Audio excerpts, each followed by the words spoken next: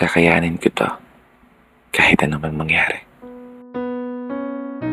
Yan yung mga salitang palagi kong pinapaalala sa sarili. Sa tuwing ang lungkot ay sumisilip at minsang nananatili sa isip. Lungkot na madalas dumalaw sa aking panaginip. Lungkot na hindi mawala-wala kahit ano pang pilit na maging masaya at maging positibo sa bawat araw na ginuguhit yung mga gusto at mga plano.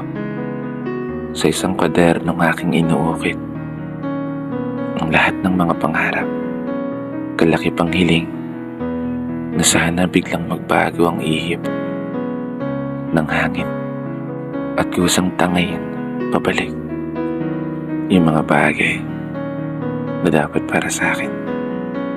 Mga bagay na tanging laman ng panalangin.